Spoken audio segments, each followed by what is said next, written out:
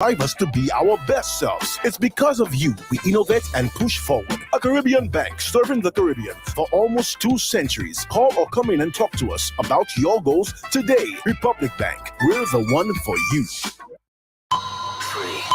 2, 1. WEFM is SVG.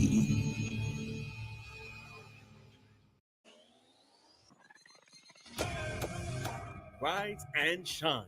Let's get ready to take on the day.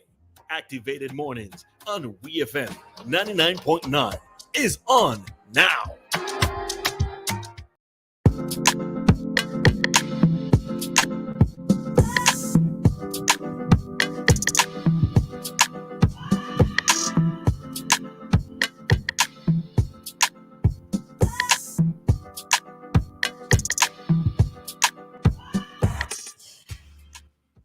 And good morning, St. Vincent and the Grenadines. I think I've been saying that a lot this morning, but yes, it's hopefully a good morning for most of you, or at least a good start to your morning. We are ready to begin our activated mornings, or the prime aspect of our show today. And in studio with me is Ari Shaw, and I am Roleza Samuel. And yeah, we're about to kick things off. Ari, how are you? All right. I don't know how I feel this morning.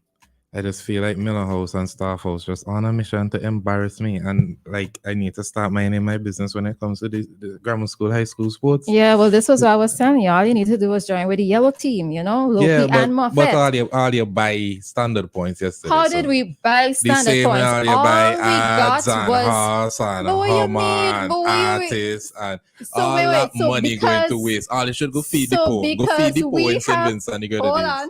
So because we have the resources, it means that we bought it. Go and feed the poor. It's a waste of money. It is a waste of resources and finances in St. Vincent and the Grenadines in these tough economic times. I was not this is what you're wasting money on. All things I was expecting was not jealousy. This is what you're wasting money on. Give back to the poor. Give back to the poor in St. Vincent and the Grenadines. Persons with the resources do not give back to the poor. I'm saying it. Not I'm everybody making these discloses the things that they do. I'm making these accusations this morning. Jealousy 7, and 8 problems. in the morning. And I'm making these accusations. Jealousy and problems is clear with Ari this morning. No one here know how we feel it. Good morning, St. Vincent and the Grenadines. Good morning to everybody on their way to work, school, just starting the day. Maybe you're just having breakfast. Good morning to you. Good morning to those in the diaspora. And those always locked into 99.9 WEFM this morning. Although I was wasting money, we do have a bit of good news, at least in my opinion. What's it good? Sorry? Lionel Richie was spotted at the Argyle International Airport. Yeah, I wonder if he was in transit, maybe to Mustique or somewhere. I was curious. I wonder where he was going. Yeah. I'm just... It warms my heart when I see such. What's the word? But it's as if I think that he was here before. Wasn't he here before a few years ago for Blues Festival or something? But we don't know because a lot of what happens in Mustique specifically is shrouded in mystery. But I guess that's his cell. Justin Bieber was here recently. Who else? See, when you have the resources, you don't need to disclose what you're up to. Oh my days. Yeah, I ain't gonna let it down as you started. But when we have such celebrity visiting St. Vincent and the Grenadines, it warms my heart, and I really do hope that more celebrities use St. Vincent as a vacation destination. You mean mainland St. Vincent or the Grenadines as well? St. Vincent and Grenadines, but I like when it's made public. I really like. I know Mustique specifically is playground of the rich. Yeah, the whole selling point is nobody going to harass it. So Mustique excuse. But mainland St. Vincent, I like to see when it's publicized that celebrities are here in St. Vincent and the Grenadines, and hopefully with those celebrities bring wanted attention to St. Vincent and our tourism and whatever it is that we have to offer. Yeah, I don't know. It's as if I think that he played, what was it, Emerald Valley some years ago for some event. So I don't know. Maybe he views Vinci as another home. Sure. I don't know. But in other good news, those of us who are living on this side of the island, we are pleased to see the works that are being done along our roadway. I believe it's being done for the residents of St. Vincent and the Grenadines. The overhanging trees, the place just looks so neat. It's so inviting, and welcoming to be driving on our roads. There's a particular corner as I leave Gibson corner heading into town where I can actually see around the corner this time, because I think a tree was either trimmed or cut down or something to that effect. So there's proper visibility, especially when you see trucks and trailers coming up. I can actually see clearly now in my best Jimmy Cliff voice, sort of. So I'm happy to see this work being done. As I said, I'm not sure if it's for the residents of mainland or residents of St. Vincent and the Grenadines. I don't know if it's a very early work that's being done way ahead of the hurricane season. But whatever it is, whatever reason it is, I haven't driven past Chauncey for a while, so I don't know if the work extends beyond Bookament Bay. But whatever it is, whatever the reason that's behind it, it's a welcomed change of scenery for those of us who traverse the roads. Well, from what I've been seeing from between Kingstown and as I said, I've only driven as far as Chauncey. I don't know if it extends beyond Chauncey, but we're happy for it. I'm not going to say much on this topic more than I'm going to read something I saw on Facebook by my good friend Stephen Vera. Oh, Ari, why are you like this? Today is Saturday. The wife now telling me the in-laws and guests who are coming end of month are coming for lunch tomorrow instead. I had time. I don't have time today. There's a lot of things to do that I've been ignoring for a while. Now we have to scramble to hire a cleaning crew, a yard boy, a repairman to spend the money. I said I never had to look good for a few persons I hardly know.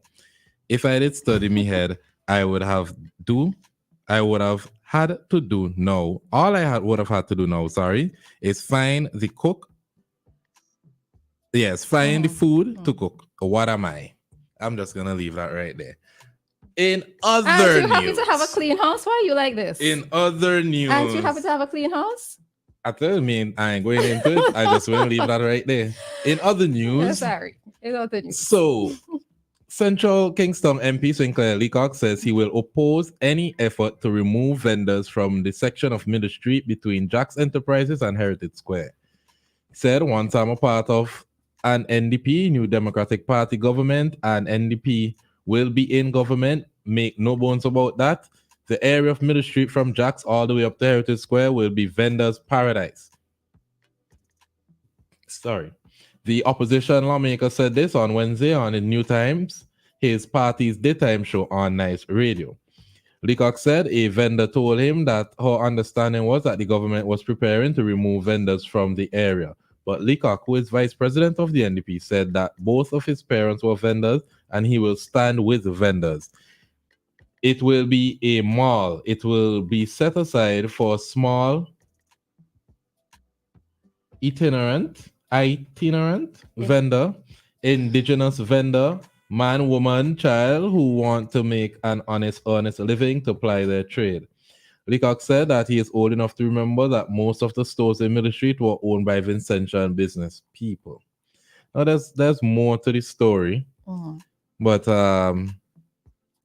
I don't know if I'm in agreement with this. With what? With what aspect of it? That the Middle Street should be vendors' paradise. All right, let me hear your thoughts and then I'll say mine. I do feel like a lot of these vendors are not organized, and this isn't me just talking for talking's sake. My grandmother was a vendor, my aunt was a vendor, my uncle was a vendor. But walking through Middle Street, not all of these vendors keep it tidy, keep it orderly. It's not usually what's the word I'm looking for? It's not well put together. Organized. And it's not organized, I want to use, but appealing. It's not aesthetically appealing at all, to me at least. And I really am for having a designated area for vendors, maybe a day market, a night market, something for vendors, a specific area. Maybe even Heritage Square could be turned into the vendor central. Who knows? But the argument that okay, there are more foreign owners on Middle Street, the stores are mostly owned by foreigners now, and now you want to take the concessions off the street, I don't think it's a strong argument. I do not think the vendor should be removed completely, but I do think that unless it's more it's a cleaner space for persons who are passing by, for visitors who are taking in the beauty that St. Vincent and the Grenadines has to offer, that the capital should not look like that. But that's my opinion on it. All right, so let me just touch on a few things, right?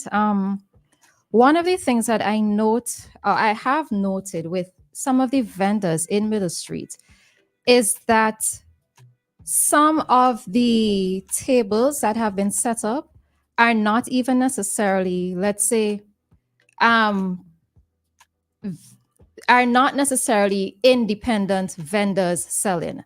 One of the things that I've noticed is that sometimes it's the store that they're directly in front of who have set up a stall or a table directly outside of their store, which has always been a curious thing to me, because is it a case where they think it's easy for them to capitalize on sales of persons who are passing, as opposed to persons going into the store, right? As I said, in some instances, the tables that are set up are in relation to the businesses in which these tables are directly in front of, right?